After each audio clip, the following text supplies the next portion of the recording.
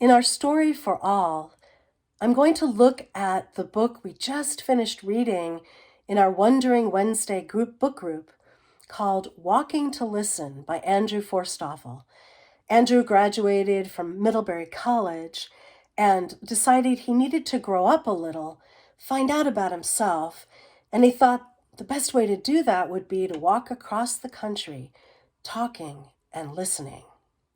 And one of the strange things he encounters is just how kind strangers are to him. One after the other, they invite him in, trust him to sleep under their roof, give him the key to their house, feed him, bring him water, and then they often say, "Be careful, it's dangerous out there." When he heads off into Navajo country, as he's moving west across the country, he's warned, "Be careful, it's dangerous." And yet he receives an even bigger welcome there. A Navajo radio station has put out that he's walking and they might see him, so people come up to him, bringing him food and invitations and too much water for the stroller he's pushing to carry.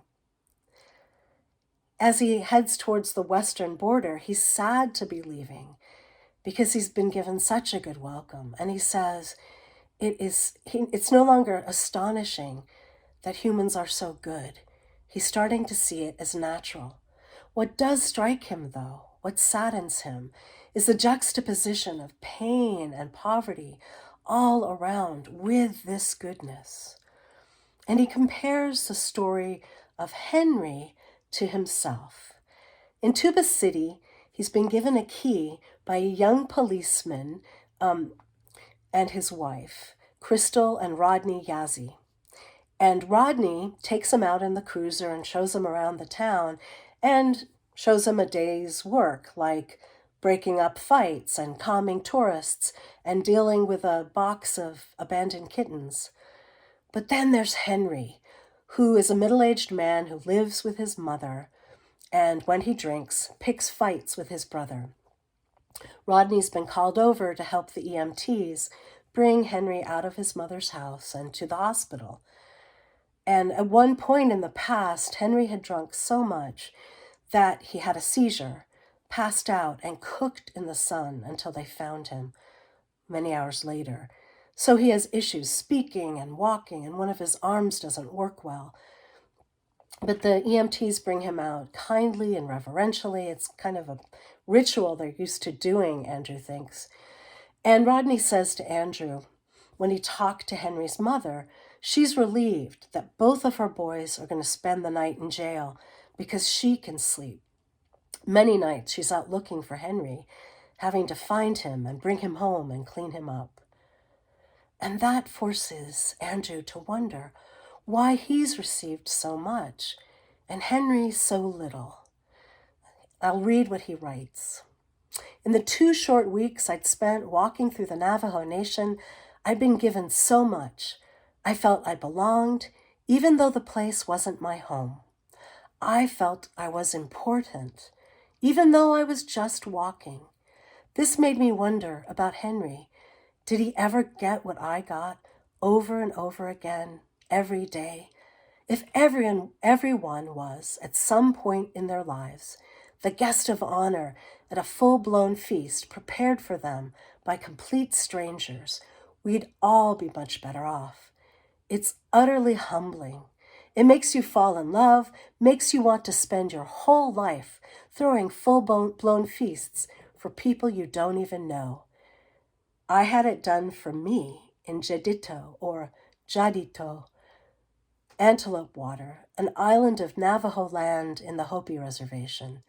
I met Arlena Gomez and her stout, wizened grandmother Lily 40 miles back east at a gas station. I'd stopped there to get an iced tea, and the two of them had approached me, asking if I was the guy they'd heard about on the radio. We'd talked for a while, and before they left, Lily said something to Arlena in Navajo. "She wants to cook for you," Arlena translated. We exchanged numbers, and Arlena said they'd be waiting for me when I made it to Jedito. 2 days later, I walked down 264 where the valley swept up to the sky was desolate. And there wasn't much sound except for pickup trucks carrying drums of water.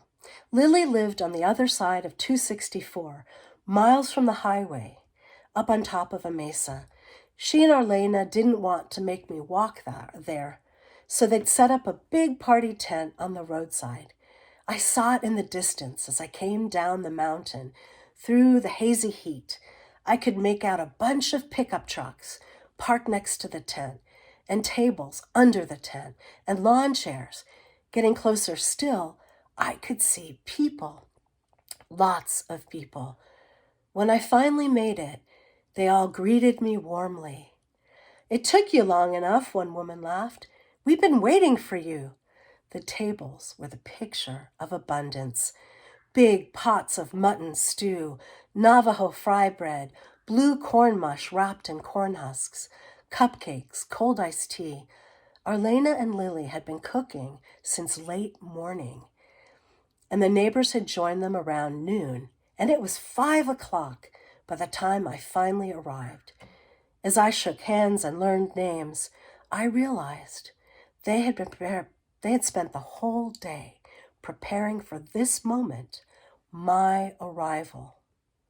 It was the kind of gift that feels too big to receive. It was given unconditionally, which only makes me want to give it back more or give it elsewhere. Just give. To be recognized like that and celebrated by people who didn't even know me. What if Henry in Tuba City could have had this? What if all of this had this? What would that America look like? After the homily, coming up next, you'll have time, if you wish to answer some of those questions. Have you ever thrown that kind of feast? Have you ever received it? What would we all be like if we showered that kind of generosity on each other? And this story leads me to two others that I love dearly, two movies that talk about generous feasts. One is called Babette's Feast from 1987. It's a Danish movie about a woman who's Catholic, named Babette, French, and sent to live with two sisters who are Danish in a remote part of Denmark. They have spent their lives taking care of a very strict dour pastor father, and they take Babette in. When Babette wins the lottery, she wants to pay them back, and she gets them to let her give them a feast. She spends days preparing it. The sisters are worried because she's Catholic. What is this going to be like? And you can see the sisters and the townspeople receiving this goodness and the joy of Babette preparing it. If you've seen the 1996 movie Big Night, you'll know of another feast like that. Two Italian brothers are living in the New Jersey of the 1950s, and the older brother, who is played by Tony Shalhoub, is an artist. He wants to produce fine Italian cuisine, but where he lives in the 1950s, Americans only know spaghetti and meatballs, not risotto. And their business struggles because he wants to prepare what he wants to cook. Eventually, they have a night where a big band leader is going to come to town, and so they go all out. They take their savings and they make a fabulous meal.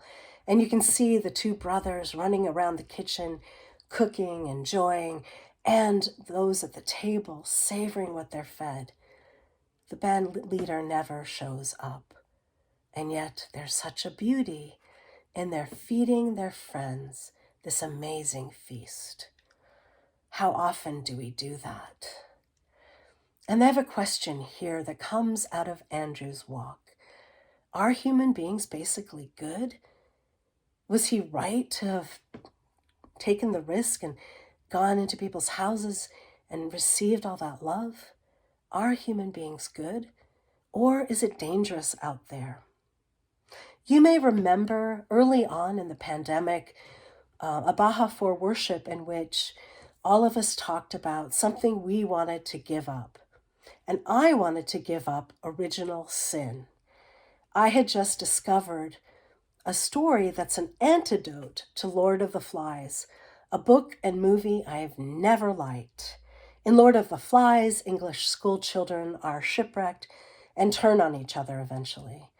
But the real story that Rutger Bregman found and put in his book, Humankind, A Hopeful History, describes young men in the 1960s ending up shipwrecked on Ata, an island in Melanesia, and they treat each other well.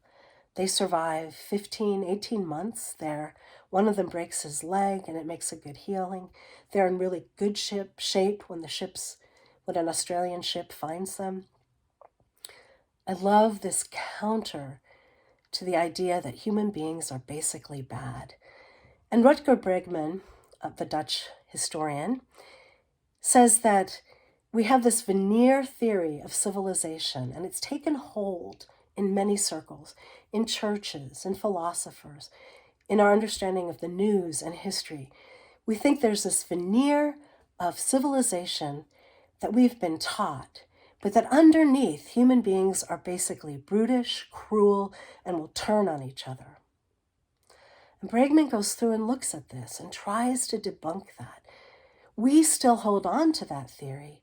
And one reason we do is that the news we watch sells papers and grabs eyes for screens if it's negative. So how often do we hear, well, today we didn't have a plane crash? Of course, we hear about the plane crashes. Well, today a loving person helps someone across the street. No, we hear about when that goes awry.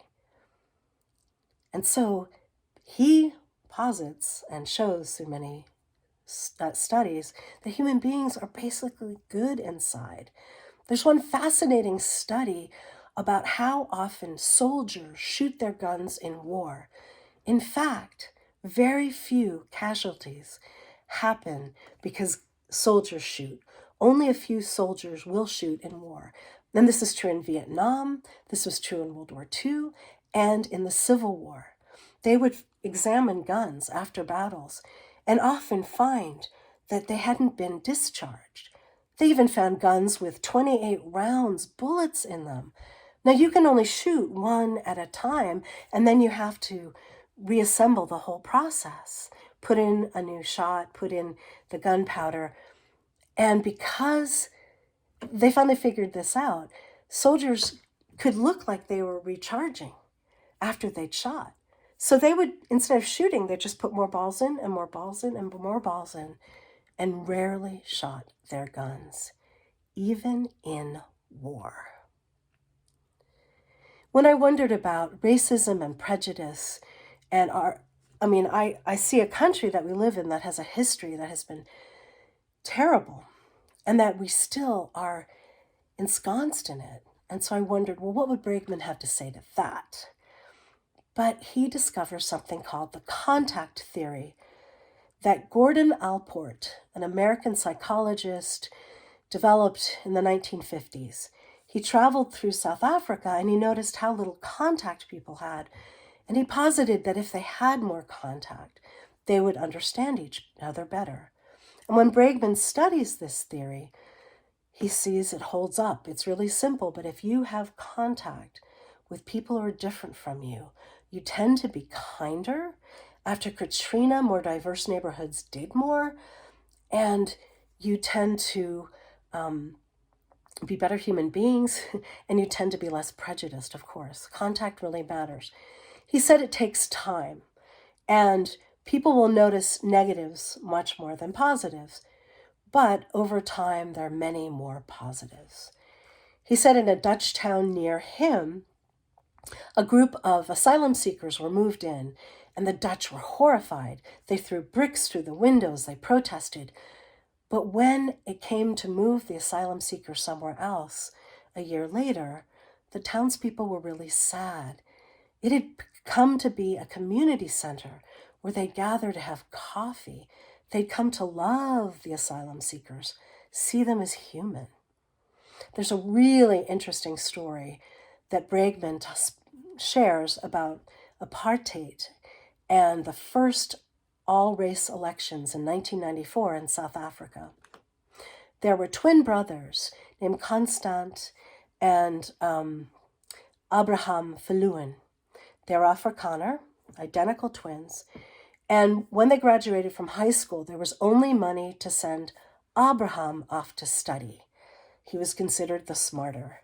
So Constant went into the army, rose in the ranks, at one point headed the army. And when a group of Afrikaner farmers were starting to protest in 1993 about, here's this Nelson Mandela out of prison, our culture's going to go away, and we need to take up arms, they got Constant to be their leader. Now, several people had approached him. He'd been approached 4 times before to meet with Nelson Mandela. But when his brother Abraham, who had gone off and studied theology and decided he couldn't be ordained in an Afrikaner church that would force him to speak from the pulpit supporting apartheid, and instead had gone into the South African Council of Churches, very, very different politically from his brother, Abraham reached out to Constant and got him to meet with Mandela. And when the brothers approached the house, they thought staff would open the door, but in fact, Mandela opened the door. And when he served them tea, he asked, what type of tea do you want? What do you want in it? And he poured in the cream and the sugar and gave it to Constant. And that made a big impression on him. Nelson Mandela understood contact. He once said that if you speak to a man in a language he understands, you'll reach his head. If you speak to him in his language, you'll reach his heart. And at one point, Mandela said to Constant, in Afrikaans, General, there can be no winners if we go to war. Because, of course, the white settlers had many more guns, but there were many more South African blacks. Constant, a veteran of many battles in Angola and Namibia, agreed. So they connected, they contacted, and eventually Constant helped with those original elections that, of course, brought Nelson Mandela into power. So are human beings basically good? I'd love to believe that. I'd love to study more. I'd like to counter the veneer theory of civilization. And can we foster contact? Can we be generous? Can we share the feast with others? In the next few moments, I invite you, with our facilitator, Wally Hoggett, to talk about this. Have you ever thrown a party? Have you ever taken a stranger in, as scary as that is? Have you ever received the kind of generosity that Andrew experienced day to day as he walked? I take great hope from the fact that human beings seem basically wonderful, and I want to find ways to share that story. Thank you.